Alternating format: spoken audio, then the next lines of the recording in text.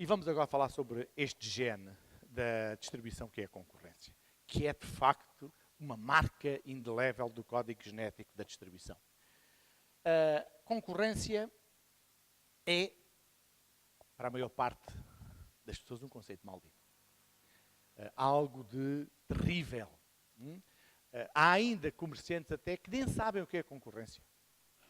Outros que têm muita dificuldade em viver em concorrência. Temos um longo passado de ausência de concorrência. Durante mais de 40 anos não existiu concorrência em Portugal. Vivíamos aqui numa redoma, fechados. Quando veio o 25 de Abril, quando entramos na União Económica Europeia e tivemos de nos defrontar com verdadeira concorrência, quer interna, quer externa, tivemos muita dificuldade em compreender os mecanismos da concorrência e conseguir responder à concorrência. Ainda hoje temos. É de facto um conceito muito difícil. Nós não temos essa cultura de concorrência. Não somos como os americanos que talhos na massa do sangue. Nós, em termos de comerciantes portugueses, a concorrência não está na massa do sangue. É algo do setor, é um gene do setor, mas não é um gene das pessoas, dos comerciantes. Podemos identificar vários tipos de concorrência. Obviamente, a direta ou a indireta, quando há sortidos que se, digamos, interpenetram quase a 100% e outros em que se interpenetram apenas parcialmente. Ou a intertipo interativo, portanto, uma concorrência entre os mesmos formatos, entre só supermercados, só entre hipermercados, só entre lojas de conveniência, ou supermercados e hipermercados. Não é? São duas tipologias diferentes, mas concorrem entre si, ou um department store e uma grande superfície especializada. São, obviamente, concorrentes diferentes, mas que concorrem. E depois a horizontal e a vertical, que é aquela que, de certa forma, provoca mais fricção, que é a concorrência entre os fornecedores e os próprios distribuidores. Nomeadamente através das famigeradas, entre aspas, não é? Para os produtores, marcas próprias dos distribuidores, que mudaram uma série de coisas e que vieram efetivamente criar uma relação muito forte e muito intensa de concorrência vertical entre fornecedores e distribuidores a que o mercado não estava habituado. Porque a marca própria na Europa é uma coisa muito recente, embora tenha mais de 100 anos. A primeira marca própria surgiu há mais de 100 anos, em 1894, quando a Sainsbury, no Reino Unido, embalou pela primeira vez bacon e pôs-lhe o nome Sainsbury. Foi a primeira. Por isso é que os ingleses têm uma tradição muito antiga em termos de marca própria e são o país do mundo, juntamente com a Suíça, mas a Suíça por outras razões, que tem maiores percentagens de cota de mercado de marca própria. No resto da Europa o processo é muito mais recente, há menos tempo, mas não podemos deixar de reconhecer que hoje as cotas de mercado já são muito significativas. Não é? E hoje temos aqui o Bruno Silva, que é precisamente o responsável das marcas próprias do Intermarché, e portanto sabe bem do que estou a falar, e ele é que me podia ensinar muito sobre marcas próprias. De facto, as marcas, como diz a expressão latina, nomen est omen, ou seja, o nome é tudo. O nome é tudo. E a marca é, de facto, um ativo extremamente importante, seja em que atividade for. E, de facto, as marcas não são produtos. Os produtos podem ser copiados, as marcas dificilmente podem ser copiadas. E, portanto, são ativos extremamente importantes. Mas as marcas não são exclusivas da produção. Cada vez menos são exclusivas da produção. As marcas da distribuição têm feito um percurso notável. Eu recordo-me ainda quando vi pela primeira vez já in illo tempore o primeiro produto de marca própria, que curiosamente foi pão ralado com a marca Pingo Doce. Pão ralado, um pacotinho assim de pão ralado com a marca Pingo Doce, foi o primeiro produto de marca própria que eu vi na minha vida. Desde essa altura até hoje, a marca própria tem feito uma evolução enorme. Infelizmente não temos tempo de aprofundar, mas o facto é que hoje estamos numa geração de marca própria completamente diferente do início. A primeira geração da marca própria era uma marca digamos, era um tipo de produto que copiava, que imitava em todas as variáveis os produtos líderes. Hoje não. Hoje não. Hoje as marcas próprias têm uma autonomia e têm até uma originalidade que já põe em causa muita da inovação das marcas dos fabricantes.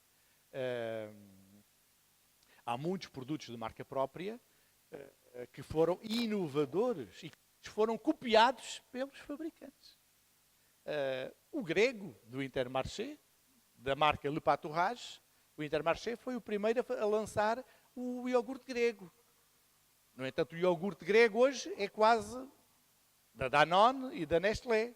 Mas foi uma marca própria do distribuidor que pela primeira vez a lançou. E depois foi copiada. E os exemplos hoje são muitos, mesmo aqui em Portugal. E as marcas próprias, atenção, como hoje é reconhecido, são marcas com uma notoriedade muito elevada aqui em Portugal. Estão entre as 5 primeiras. Estas duas, pelo menos, o Continente e o Pingo Doce. E outro aspecto muito importante é que as marcas próprias também se chamam private labels, não é? Marcas privadas, chamemos assim. Mas elas são cada vez menos privadas. Porque hoje nós já estamos a encontrar próprias de certos distribuidores noutros formatos retalhistas. Não tem nada a ver com esses distribuidores. Nomeadamente no comércio de proximidade, no comércio de rua, nas mercearias, nos mini-mercados. Já encontramos marca, por exemplo, do Auchan, vulgar, marcas do Pingo Doce e muitas outras. Porque são comerciantes que vão comprar esses produtos para revender nos seus estabelecimentos. O Amanhecer, que era de um cash and carry, que já está também. Com o Meu Super, temos a marca Continente em lojas de proximidade. Portanto, atenção. As marcas próprias são marcas que, como a Toyota há uns anos atrás, vieram para ficar. Diga.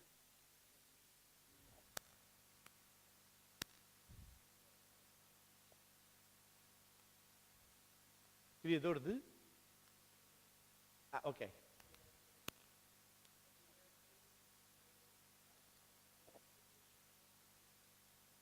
Sim, sem dúvida. Fora de Portugal, eu só estava a falar em Portugal. E na Espanha. Em Espanha, portanto, o Continente neste momento está a exportar as suas marcas. Sem dúvida, é verdade. Exato, por isso é que eu digo é que são cada vez menos marcas privadas, são cada vez marcas que vão penetrar em muitos canais que antes era quase impossível pensar, porque a marca própria era quase um património de uma insígnia. Nós queríamos ter uma marca Pingo Doce, comprar um produto de marca Pingo Doce, só o encontrávamos lá, obviamente. Hoje podemos encontrar noutros formatos comerciais. E depois a marca própria também, enfim, como todos sabem, não é apenas identificada pela insígnia do distribuidor. Há marcas próprias que optam por ter insígnias de fantasia. O Intermarché não tem nenhuma chamada Intermarché. O Lidl, um produto com a marca Lidl. Tem marcas de fantasias, mas são exclusivas, obviamente, dessa insígnia.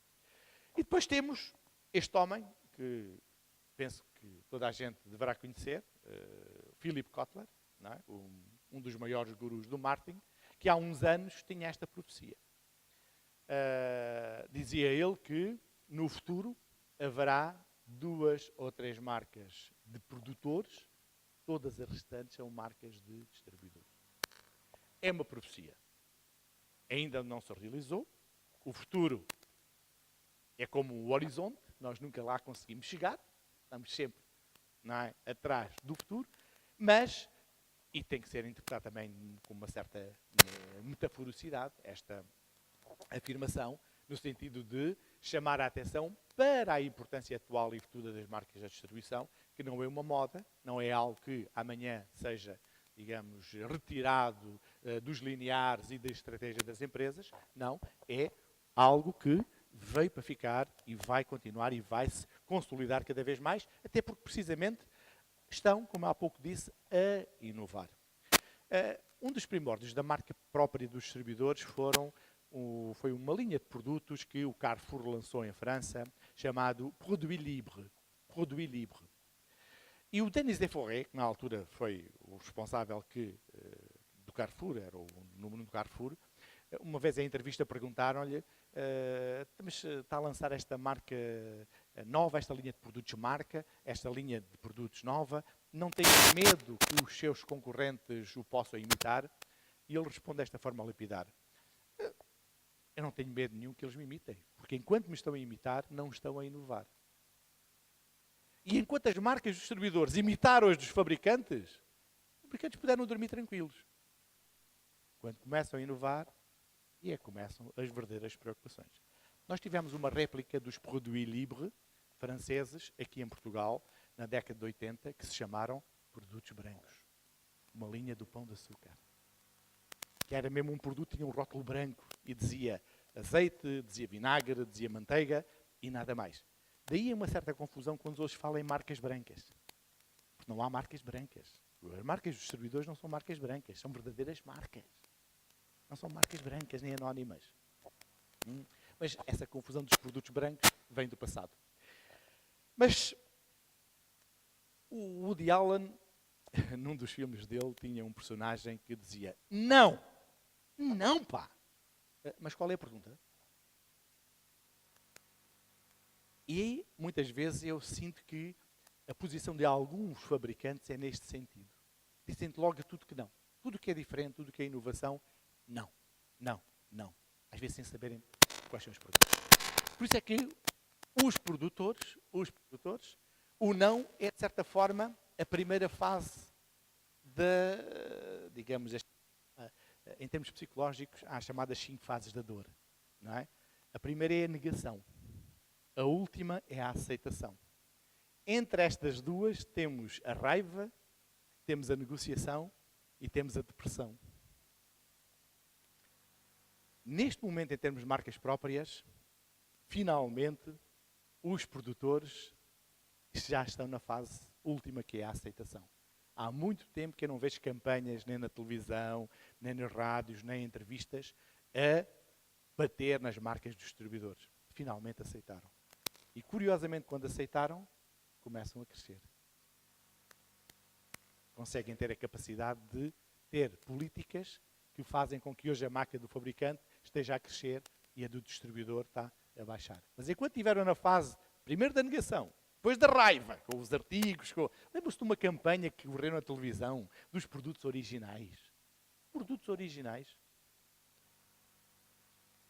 Todo esse tipo de campanhas e de perda de tempo só é desgastante e só vai retardar a reação que tem que ser feita face às ações da concorrência. Porque as marcas dos fabricantes foram ações da concorrência.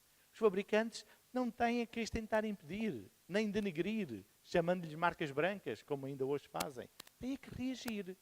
E hoje, finalmente, estão a reagir e com isso já começaram outra vez a crescer. Obviamente.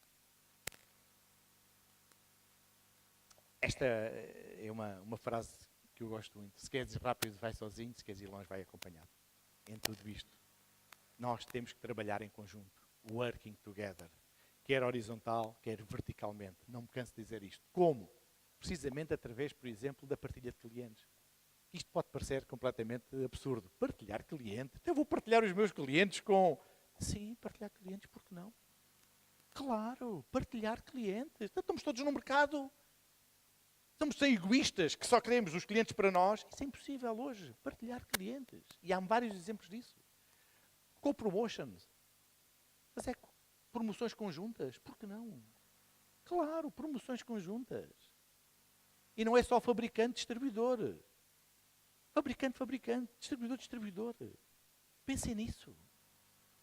Competição. Cooperar e competir em simultâneo. E hoje há muitas manifestações dessas também. A Macro, por exemplo, e o Auchan, e há uns anos atrás, criaram uma central de compras para certo tipo de produtos. Competição. São concorrentes, mas estão a competir. No fundo, o amanhecer, ainda há bocado estávamos a falar nisso, o amanhecer é uma forma de competição. O recheio, não é? Está a competir com pequenos formatos. Mas está ao mesmo tempo a cooperar, ajudando-os. Não é? O meu super, a Sonai, tem as suas próprias lojas, mas com o meu super está a colaborar com pequenos comerciantes. Competição. Por que não? Inovação. Estamos aqui noutro gene extremamente interessante, na distribuição. Porque a inovação, obviamente, não é um exclusivo nem da ciência, nem da indústria. Na distribuição há muita inovação. Esta foi uma das maiores inovações da distribuição. Esta. E isto é o quê? O primeiro department store do mundo. Le premier grand magasin, em Paris. Le Bon Marché. Criado por um francês chamado Aristide Boucicaut. Teve esta peregrina ideia de fazer um edifício vertical de andares que era a maior loja do mundo na época, em 1854. Onde tinha tudo. Produtos alimentares e não alimentares. Tudo o que existia no mercado, e já fruto da Revolução Industrial, estava naquela loja. E que trouxe inovações extraordinárias. Por exemplo, o preço fixo, que hoje é um imperativo legal. O department store foi o primeiro a ter o preço associado ao produto, porque antes era o preço que o comerciante fazia na consumidor. Os produtos não tinham preço, tinham que perguntar o preço e o comerciante dizia, olha, é X, é Y, era o que lhe dava na gana. Não é? O department store foi o primeiro a ter preços fixos.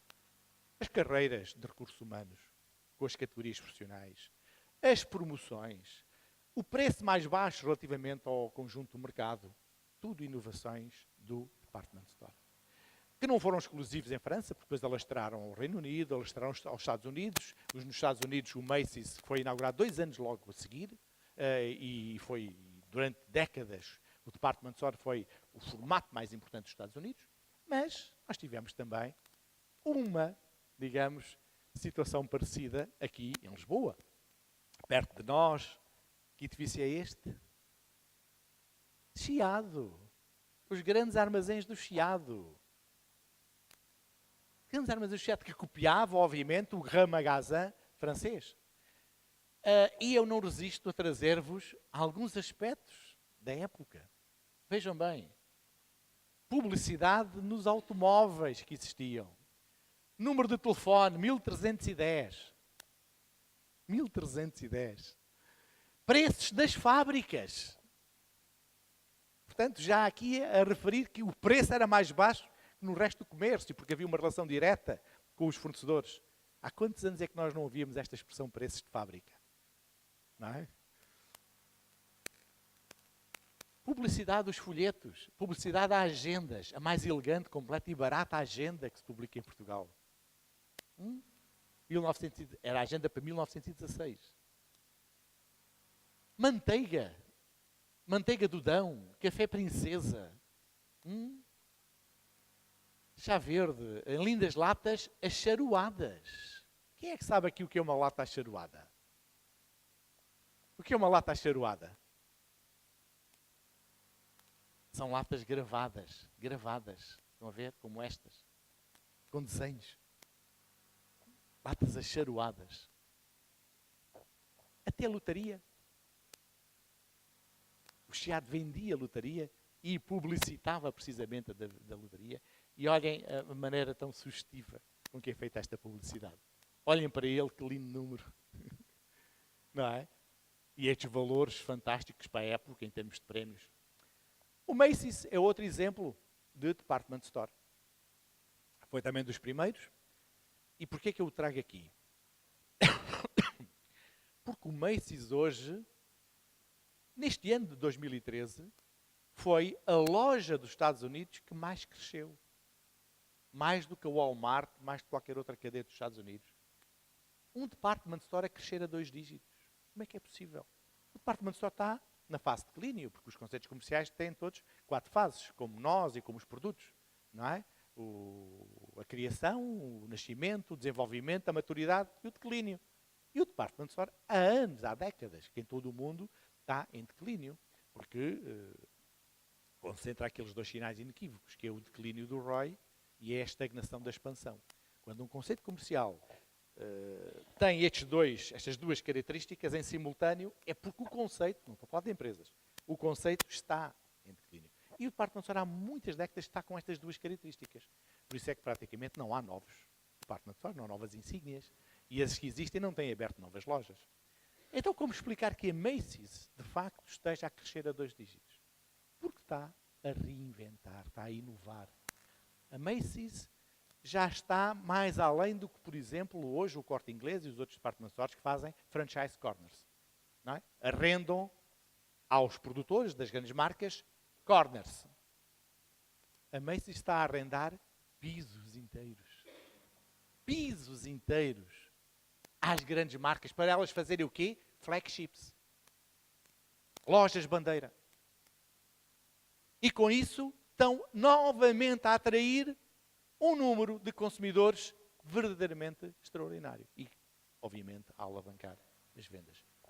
Reinventar. Inovação no Macy's. O que é isto? Isto é puro marketing. Isto é das melhores coisas que nós podemos assistir no retalho em termos de marketing. Toda a gente identificou, principalmente as senhoras, com certeza, estas malas. No Champs-Élysées. É a loja da Louis Vuitton do Champs-Élysées que, enquanto fez obras, colocou estes tapumes. Isto são tapumes. Extraordinário. Extraordinário. Isto é marketing ao mais alto nível. A IKEA.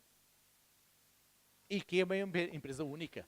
Não tem nenhum challenger no mundo. Não tem nenhuma empresa que lhe roa os calcanhares. Desde que começou, em 1954, que o Ingvar Kamprad criou esta empresa, que não tem paralelo. Porquê? Porque introduziu inovações no processo produtivo e na comercialização de mobiliário que nenhum concorrente ainda conseguiu imitar. As embalagens retangulares e planas. Só o IKEA é que consegue fazer isso. Os processos logísticos do IKEA. A junção do armazém da loja dentro do mesmo espaço físico. Em livre serviço para o mobiliário. Inovações. Inovação. Centros comerciais. Outra inovação que o retalho trouxe. Este é fácil de identificar, é o Vasta Gama, é um dos centros comerciais mais bonitos, pelo menos na minha opinião. Não é? Um conjunto de inovações extraordinário em termos de design, do arrefecimento, por exemplo, do ar-condicionado, que é água a correr naquele telhado de vidro e que faz a refrigeração. Também a nível do retalho, os retail parks, os factory outlet, os shopping center factory outlet shopping centers, como é o caso, por exemplo, deste, que é um caso de sucesso também, que teve muitas dificuldades iniciais, mas é um caso de sucesso. E hoje até temos a honra e o prazer de ter aqui o Nuno, que é o diretor-geral do Freeport, que tem feito um trabalho excepcional, tem cartão cliente, tem uma série de inovações que introduziu precisamente naquele outlet e que estão a dar, obviamente, o seu fruto e o seu resultado. E, de facto, a distribuição, em termos gerais, tem sempre conseguido cultivar aquilo que podemos chamar uma engenharia de experiências.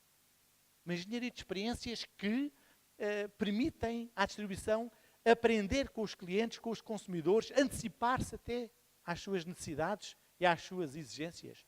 E, com isso, cria e inova nas suas lojas, porque as lojas são, efetivamente, verdadeiros laboratórios hoje da distribuição. Por isso é que no meu manual de distribuição eu não abordo a distribuição da clássica, como os autores americanos e ingleses fazem, em que analisam a distribuição de variáveis clássicas do marketing mix. O próprio placement, o produto, o preço, promotions. Eu faço aquilo que chamei o olho da distribuição e tenho no centro do olho, na íris do olho, tenho o ponto de venda. E depois tenho e faço a análise estática desse ponto de venda, com os elementos mais perenes, mais duradouros, e a análise dinâmica do ponto de venda. Precisamente porque é a partir do ponto de venda que tudo começa e tudo acaba e tudo se desenvolve. É o ponto de venda. 95. O que é que terá acontecido em 95? Já disse há pouco que foi o ano em que o Walmart atingiu a liderança do mercado dos Estados Unidos. É verdade. Mas não só. Foi também o ano em que pela primeira vez foi vendido um livro pela internet. Em 95. Outra inovação. Do retalho. Retalho virtual. Não interessa, mas é retalho. Uma inovação. Vender livros pela internet. Desde 95 até hoje, o que é que aconteceu? A empresa que o fez, se chama Amazon, ninguém de vocês deve conhecer, com certeza, a Amazon, Esta é a espiral de crescimento que todos nós gostávamos de ver nas nossas empresas.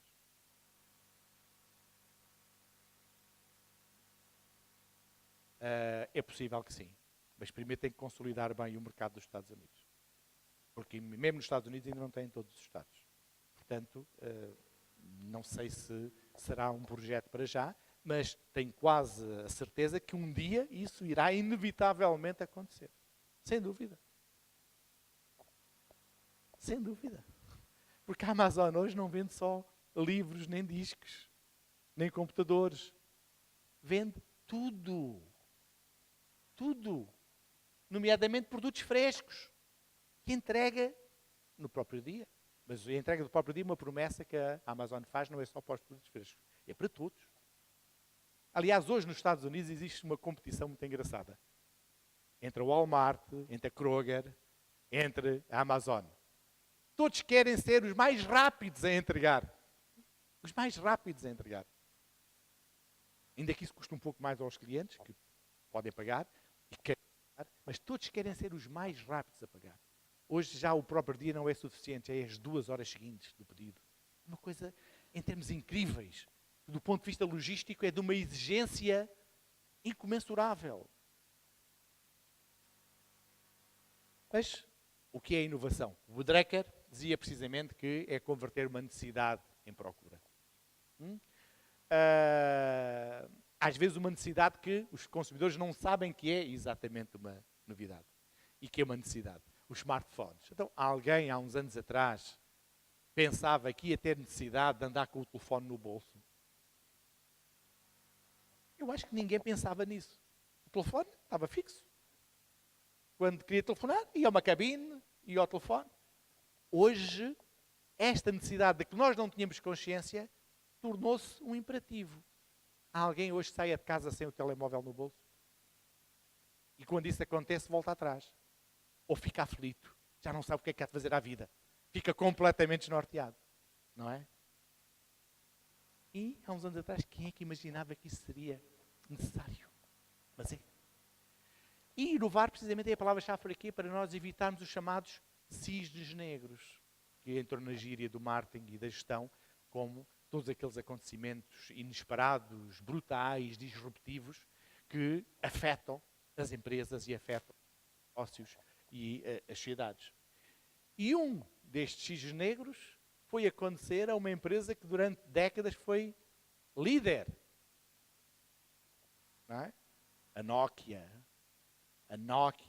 Eu estava na Sonai, como vos disse, estava lá na direção-geral daquela empresa que eu chamo Sonai Sierra, na altura chamava Sociedade Portuguesa de Centros Comerciais, e estava a comercializar o Cascais Shopping. E entrou no meu gabinete um potencial lojista, que depois, de facto, entrou como lojista, hoje já lá não está, foi até dos primeiros a sair, porque, de facto, e se calhar vão perceber porquê. Ele era engenheiro, eram 2 irmãos que eram engenheiros. Entrou com um tijolo, assim, deste tamanho, pela mão, com uma antena, e pousou ao lado da cadeira da mesa onde se ia sentar.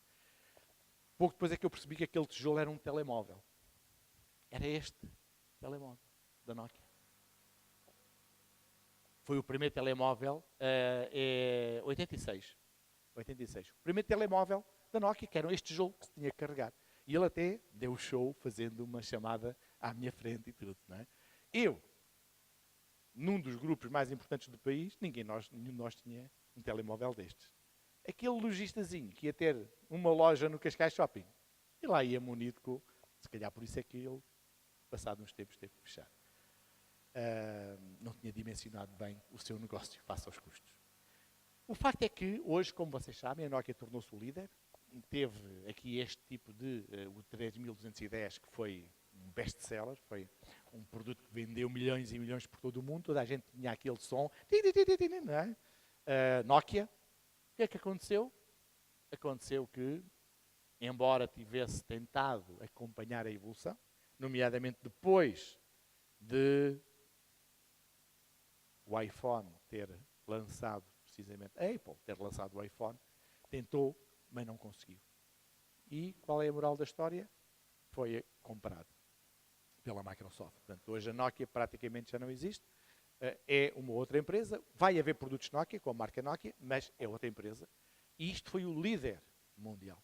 Aliás, não sei se vocês sabem, mas nos últimos 10 anos, de 2003 a 2013, as 100 maiores empresas dos Estados Unidos, que existiam em 2003, as 100 maiores da revista Forbes, 10 anos depois, 70 já não existem. Ou melhor, já não existem nas 100 maiores.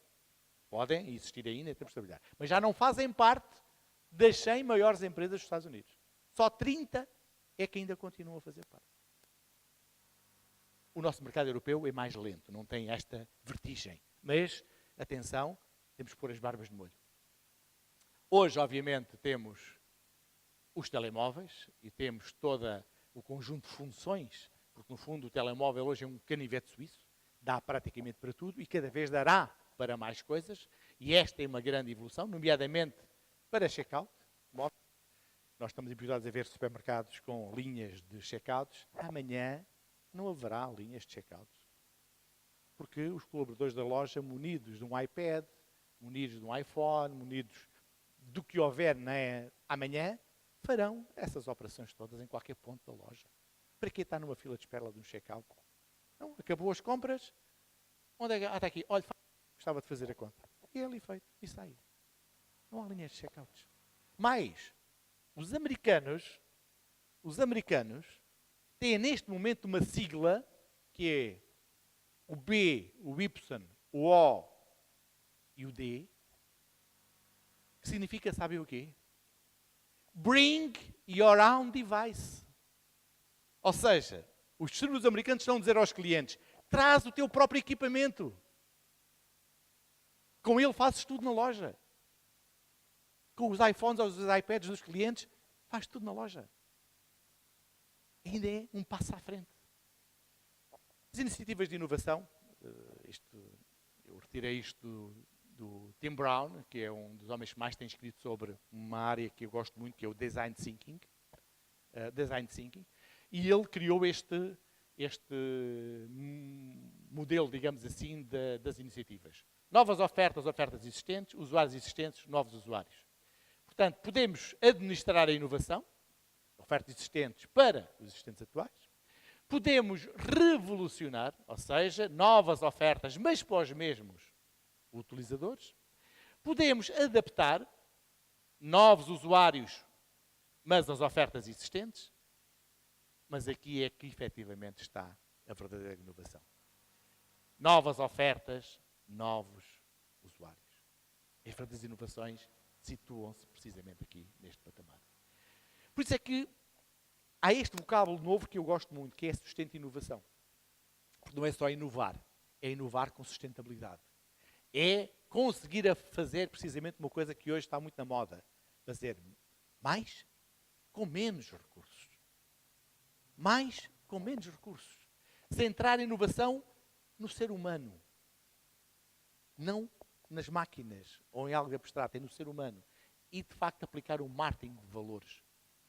E aqui o marketing de valores, como já perceberam, tem muito a ver com o meu marketing Zen.